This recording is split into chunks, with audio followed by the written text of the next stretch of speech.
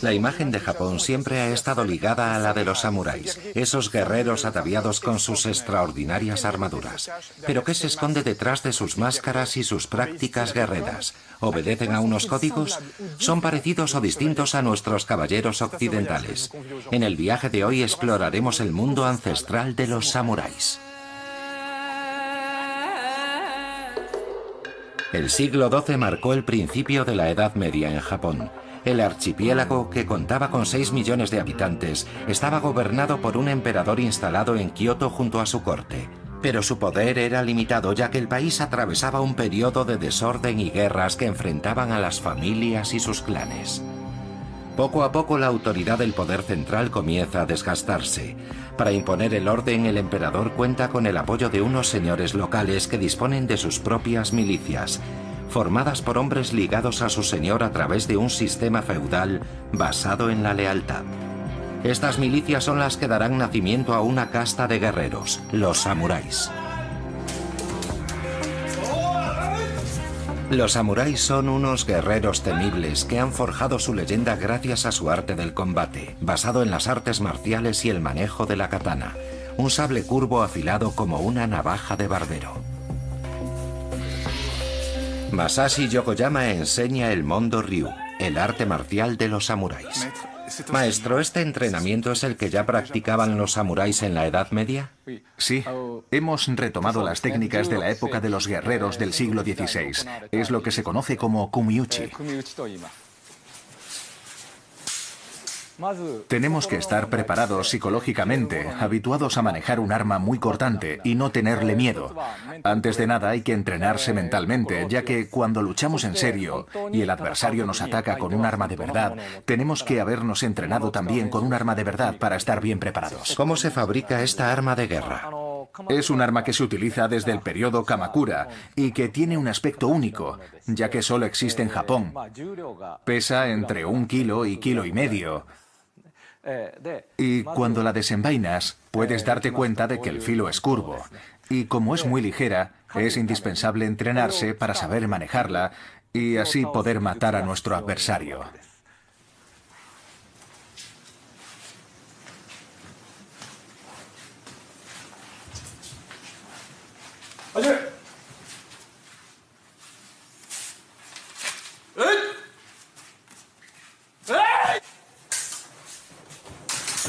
¡Parad!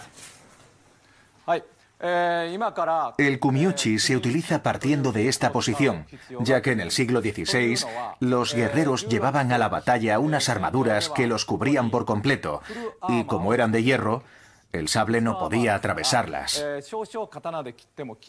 Por eso, la técnica que emplean consiste en tratar de acercarse lo más posible al adversario para derribarlo, darle puñetazos o acuchillarlo con el puñal que llevan encima. Adelante. Parad. Este hombre ha desenvainado su... a ese gesto sacando el suyo. Es el jiu-jitsu. Seguid. En el jiu-jitsu, todos los movimientos están basados en una sola figura.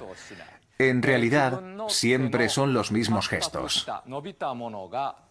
Se considera que todas las principales armas del bushi, como son el puñal, la katana y las armas más largas, no son más que una prolongación de la mano.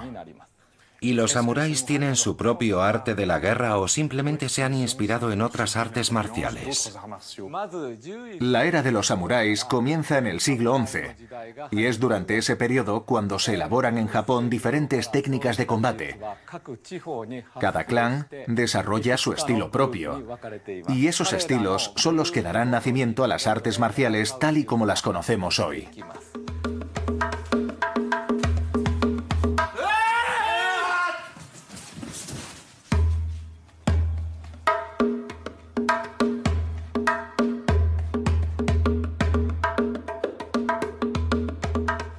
Los samuráis llevan unas armaduras que pueden llegar a pesar hasta 30 kilos, llamadas do. Son un sofisticado ensamblaje de madera, hierro, cuero y seda, y permiten proteger eficazmente a los guerreros, al tiempo que preservan la agilidad y la destreza necesarias para manejar las armas. También llevan unos cascos cuya rica ornamentación refleja su estatus social. Los cuernos son un privilegio de los samuráis de rango más elevado. En cuanto a la máscara, está hecha de acero o de madera, y no se la pone para protegerse, sino para espantar al enemigo.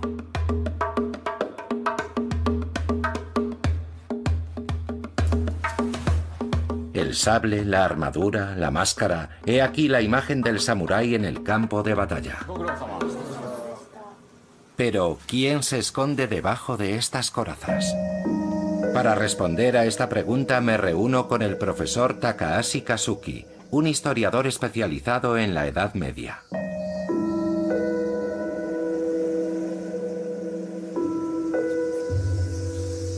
¿Cuál es el perfil más típico de un samurái? Originalmente, un samurái es un hombre que está al servicio de un noble de rango elevado. Más adelante, el término samurái pasa a designar a un soldado, a un guerrero, lo que se conoce como bushi. Tras la emergencia de los bushis de alto rango, vemos aparecer cada vez más bushis de origen rural. ¿Pero cualquiera puede hacerse samurái? En un principio no. No todo el mundo podía ser samurái. Había que haber nacido en una familia de alta alcurnia. No bastaba con ser un buen guerrero. Pero como decía hace un rato, a lo largo de la Edad Media en Japón, fueron apareciendo en los entornos rurales jefes de aldea, campesinos ricos que se hacían samuráis, siempre y cuando encontraran a un amo al que servir, un amo al que jurar obediencia y por el que estuvieran dispuestos a combatir. Nadie podía acceder al rango de noble, pero cualquiera tenía la posibilidad de convertirse en un samurái.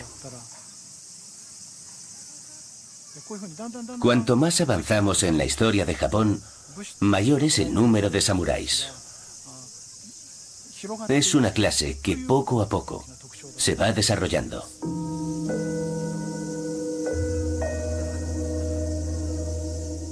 Los caballeros occidentales responden ante una autoridad secular, pero también ante Dios. Los samuráis están vinculados a la religión, ya sea al budismo o al sintoísmo. Los bushis japoneses eran muy creyentes y veneraban profundamente a los dioses. En caso de que estallara una guerra, eran conscientes de que iban a tener que matar enemigos, por lo que sentían cierto grado de remordimiento.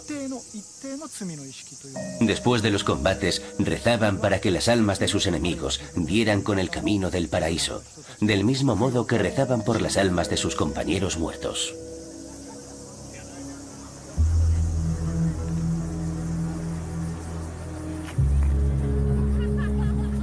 Organizados en clanes, los samuráis se ponen al servicio de los shoguns, jefes militares que han suplantado la autoridad del emperador y de su corte, y que van a enfrentarse durante toda la Edad Media para controlar el país.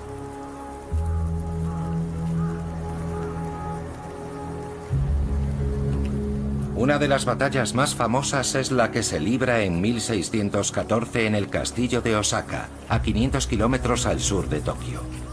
Esta batalla enfrenta al clan de los Toyoma y al de los Tokugawa, que se disputan el control del país. Tras un año de asedio, la fortaleza, que tenía fama de inexpugnable, termina cayendo y el castillo es incendiado. Hiroshi Kitagawa es historiador y director del Museo de Osaka.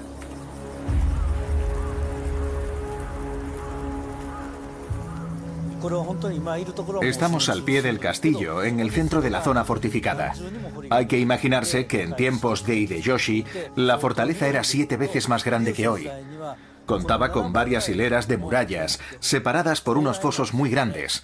Esa arquitectura tan impresionante impedía que los asaltantes pudiesen penetrar en el castillo.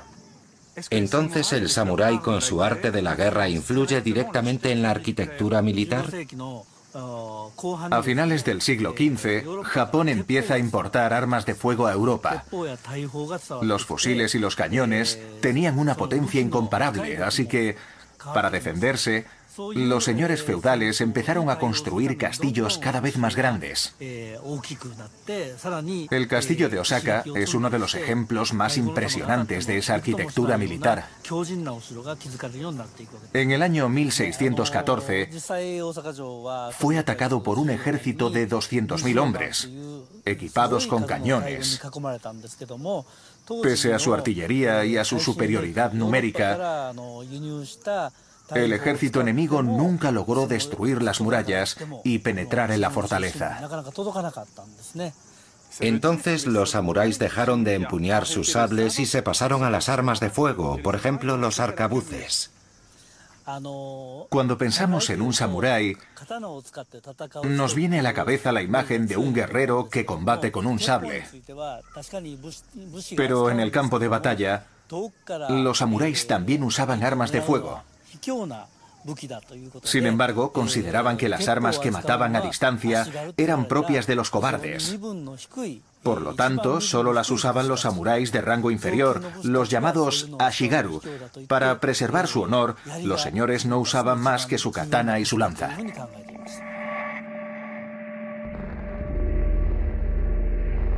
Los samuráis son unos hábiles estrategas. No dudan en adoptar nuevas armas para asegurarse la supremacía en las batallas. Pero en el momento del combate cuerpo a cuerpo final, la katana sigue siendo su arma favorita. A 50 kilómetros al sur de Tokio, unas excavaciones arqueológicas han sacado a la luz unas fosas comunes. Es probable que las osamentas, sobre todo los cráneos, pertenezcan a los samuráis que cayeron en la batalla que se desarrolló en Kamakura en 1333. El profesor de medicina forense Asuaki Hirata dirige el laboratorio de arqueología de la Universidad de Santa Mariana y nos enseña esta necrópolis científica donde están conservados varios cientos de cráneos y esqueletos. Lo que vemos aquí son unos cráneos que datan del siglo XIV, o sea, del período Kamakura. Los hemos descubierto en la propia ciudad de Kamakura, en la prefectura de Kanagawa. Todos estos cráneos presentan señales de heridas de sable, que son muy representativas de las heridas de esa época.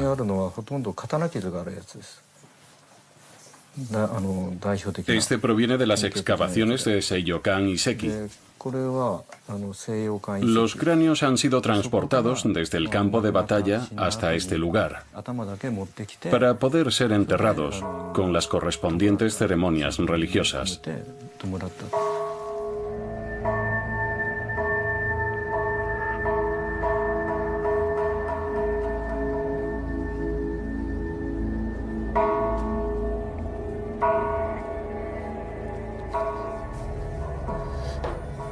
Sensei, ¿qué tipo de lesiones y de fracturas ha podido observar en estos cráneos? Este, por ejemplo, es un cráneo de hombre. Y aquí, a la altura del hueso parietal, a la derecha, el filo de un sable penetró por delante, en diagonal. Pero llevaban un casco para protegerse, ¿no? Sí, algunos guerreros llevaban casco y armadura, pero no era el caso de todos. Se piensa que algunos no los llevaban. Lo que pasa es que había una jerarquía entre los samuráis. Los de las clases inferiores no tenían ni casco ni armadura y luchaban sin protección, lo que explica el tipo de heridas que podemos observar. Aquí vemos que el rostro fue alcanzado de pleno y se ve bien que la nariz, la parte derecha, fue cortada. Y el ojo, y aquí hay una sección del rostro y del cuello. La carótida también debió de recibir un corte y la tráquea. En este caso fue rebanada la parte derecha de la barbilla. Y aquí vemos las raíces de los dientes que fueron seccionadas limpiamente. Debieron de usar un sable muy afilado. Así que en este caso, tanto la nariz y los ojos como la parte derecha de la barbilla recibieron heridas violentas. Aquí hay otra herida. Y aquí dos más. Es una ejecución en toda regla, puesto que vemos 1, 2, 3, 4, 5, 6 y hasta 7 lesiones por katana. 7 lesiones. ¿A qué se debe este ensañamiento? Cuando solo había que matar al adversario, con un solo golpe bastaba. Pero estas heridas muestran que no solo se trataba de matar a un enemigo, sino de vengarse de un combatiente al que le tenían un odio visceral. En el campo de batalla, los samuráis tenían la costumbre de decapitar a los enemigos muertos en combate y exhibir sus cabezas delante de su jefe. El número de cabezas garantizaba su prestigio, honores y recompensas. Pero ¿quiénes son los samuráis? ¿Unos combatientes con un código ético ejemplar, tal y como han sido inmortalizados, o bien unos mercenarios crueles a sueldo de los poderosos?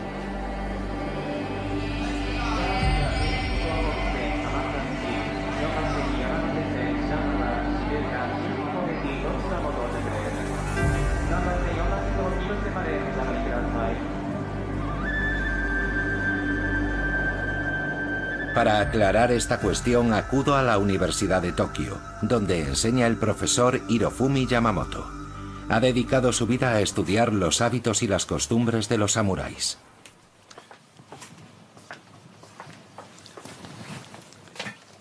Siéntate. Gracias. En los campos de batalla occidentales, el caballero vencedor no decapitaba al enemigo ni le cortaba las orejas o la nariz. Le cogía el estandarte o la espada para demostrar que le había vencido. Pero aquí tenemos unos códigos de honor diferentes. Es más, me pregunto si los samuráis tienen realmente un código de honor. La vida de los bushi era el combate. El principal objetivo de los samuráis era, ante todo, ganar las guerras, y las victorias se traducían en la decapitación del enemigo o en el hecho de adueñarse de sus tierras. Y cuando el samurái estaba en el campo de batalla, secuestraba a la gente que vivía en las tierras de sus enemigos para venderlos. Esas reglas evolucionaron a lo largo de la Edad Media y desembocaron en una verdadera ética del comportamiento del bushi. Simbólicamente es lo que se conocía como la vía de la flecha. Su ética consistía en no hacer trampas y en luchar de forma justa y honorable. También había que presentarse uno mismo a su adversario antes del combate y nombrar a sus ancestros. Y cuando un samurái fracasaba en su labor, tenía que asumir su responsabilidad haciéndose el harakiri. Es decir, tenía que morir haciéndose el seppuku. Nuestros caballeros tenían un equivalente a ese código de honor. Sin embargo, les estaba prohibido suicidarse. El suicidio era algo impensable. Solo Dios tiene derecho a reclamar el alma de los humanos. Aquí en Japón las cosas son diferentes. El seppuku está admitido y autorizado. ¿Por qué? Como la mentalidad cristiana no existía en Japón, se consideraba que cada cual era libre de hacer lo que quisiera con su propia vida. Y para demostrar su sentido de la responsabilidad, o como expresión de su arrepentimiento, los bushis optaban por quitarse la vida mediante el seppuku. Ahora bien, ¿a qué venía esa decisión de destriparse? Se debe a que los japoneses pensaban que el vientre era el órgano de la verdad, por lo que, al enseñar las entrañas, creían que estaban mostrando sus intenciones más profundas y sinceras, o que estaban probando que los errores que pudieran haber cometido no eran intencionados, y que habían actuado de manera honesta. También podía ser una forma de pedir perdón por sus actos. Esas son las razones por las que los japoneses optaban por esta forma de morir, para asumir su responsabilidad o para preservar su honor.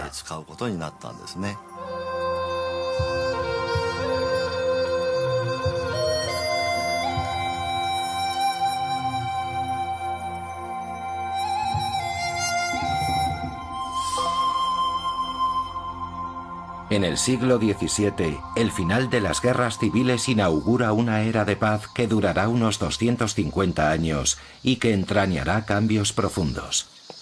La élite de los samuráis se convertirá poco a poco en una élite de administradores al servicio del régimen shogunal y de sus clanes, y se encargará de hacer respetar la ley y de recaudar los impuestos. El bushido, la vía del guerrero, da paso al shido, la vía del letrado. Como símbolo de esta mutación, los samuráis se entregan al arte del té y a la poesía. Acudo al maestro Gishio Oriuchi para tratar de comprender la importancia de este ritual del té, elevado al rango de ceremonia en Japón.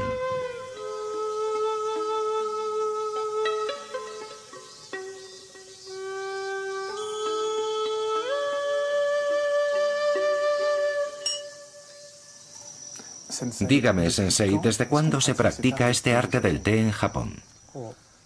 Los orígenes de la ceremonia del té se remontan al siglo XV.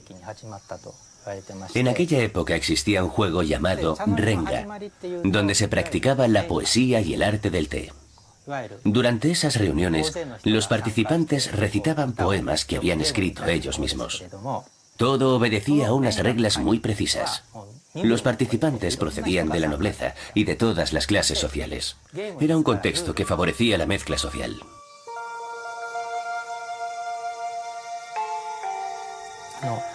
Esos poemas, que se conocían como waka, eran una forma de comunicarse con los dioses. Y se pensaba que al que escribiera el waka más bello de todos, los dioses le otorgarían el poder de dirigir el país.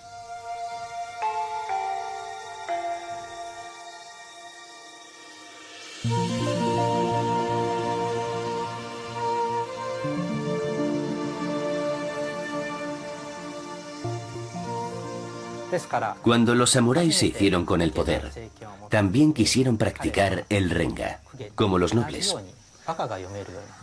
Pensaban que si dominaban el arte de la poesía, tendrían a su vez el poder de reinar sobre el país. Y por eso adoptaron el arte de la poesía y el arte del té. Cuenta la leyenda que el shogun Oda Nobunaga acostumbraba a confiscar los cuencos de té que poseían los burgueses. Y cuando tenía que recompensar a sus vasallos, les regalaba un cuenco de té en señal de gratitud. En aquel entonces, se decía que un cuenco de té tenía tanto valor como un terreno o un castillo. Y cuando practica la ceremonia del té, ¿tiene la impresión de estar creando un poema palpable o que forma parte de la tradición de los samuráis? Ahora mismo yo me siento como un samurái. Los samuráis ponían todo su empeño en el manejo de su sable. Y yo me dedico en cuerpo y alma a hacer este cuenco de té que le estoy ofreciendo.